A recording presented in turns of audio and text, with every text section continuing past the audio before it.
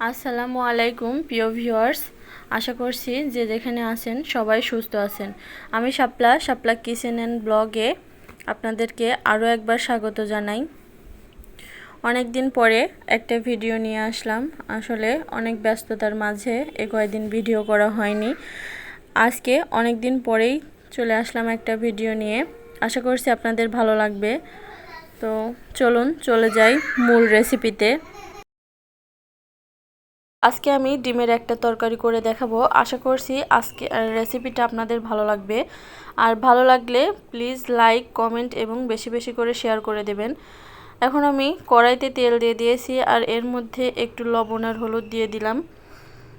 আর আমি ডিমগুলো আগেই সিদ্ধ করে রেখেছিলাম। সিদ্ধ করে মাঝখান থেকে এভাবে কেটে এগুলোকে আমি ভেজে নেব 1 থেকে 1.5 মিনিট উল্টাপাল্টা করে ভেজে নিলেই এই ডিমটা ভাজা হয়ে যাবে। এটা ভাজতে বেশি একটা সময় লাগে না। এপিট ওপিট করে আমি ডিমগুলো ভেজে তুলে নিচ্ছি।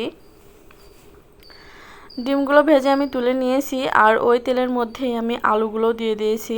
আলু দেওয়ার পরে একটু লবণ আর হলুদ দিয়ে একই রকমভাবে ডিমের মতো করেও আমি এগুলো ভেজে নেব। তবে আলুগুলোকে একটু ধৈর্য ধরে ভাজতে হবে। এখানে 50% যাতে সিদ্ধ হয়ে যায় আলুগুলো, সেভাবেই ভাজতে হবে। মিডিয়াম আঁচে রেখে আমি আলুগুলোকে ভেজে তুলে নিচ্ছি। এই যে দেখুন, আলু আর ডিমগুলো আমি এভাবে ভেজে নিয়েছি। এখন ওই তেলের মধ্যে আমি দিয়ে দিচ্ছি পেঁয়াজ কুচি। আমি আরেকটু পরিমাণ তেল দিয়ে দিচ্ছি, কারণ আমার তেলটা একেবারেই কম হয়ে গেছিল। এখন পেঁয়াজ ভাজার প্রসেসটাকে একটু ফাস্ট করার জন্য আমি এর মধ্যে দিয়ে দিব লবণ। লবণটা আপনারা আপনাদের স্বাদ অনুযায়ী দেবেন, কারণ আলু ভাজার সময় আমরা লবণ ব্যবহার করেছি এবং ডিমেও লবণ ব্যবহার করেছি। সেটা বুঝে আপনারা লবণটা দিয়ে দিবেন। পেঁয়াজটা ভাজা হয়ে গেলে আমি এর মধ্যে আদা রসুন বাটা পরিমাণ মতো দিয়ে দিলাম আর এটাকে একটু তেলে ভেজে নেব যাতে এর কাঁচা গন্ধটা চলে যায়। আদা রসুনটা একটু তেলে ভেজে নিয়ে আমি এর মধ্যে দিয়ে দিচ্ছি একে একে জিরে বাটা আর এলাচ বাটা। এগুলোকেও আমি একটু নেড়ে চেড়ে নিব, কারণ নাড়াচাড়া না করলে মশলাটা পুড়ে যাবে। এখন এর মধ্যে দিয়ে দিচ্ছি হলুদ গুঁড়ো আর দিয়ে দিব পরিমাণ মতো মরিচের গুঁড়ো। মশলাগুলো দেয়া হয়ে গেলে আমি এখন একটু পানি দিয়ে মশলাটা কষিয়ে নেব।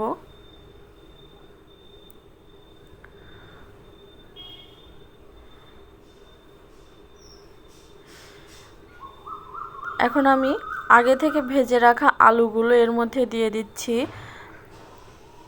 ডিম তো আসলে অনেকেই অনেকভাবেই খেয়ে থাকেন। আমি এইভাবে রান্না করি, তো আপনারা এভাবে রান্না করে দেখবেন, কেমন লাগে কমেন্ট করে আমাকে জানিয়ে দেবেন।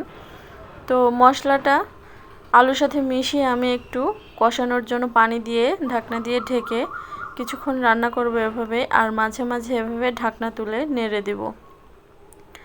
তো আমার মশলাটা কষানো হয়ে গেছে, মানে আলুটা কষানো হয়ে গেছে। এখন আমি ঝোলের জন্য পানি দিয়ে দিচ্ছি।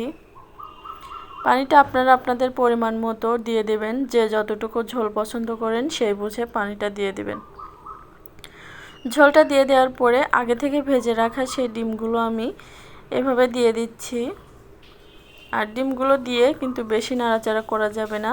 আমি এভাবেই ঢাকনা দিয়ে ঢেকে রান্না করব যতক্ষণ না পর্যন্ত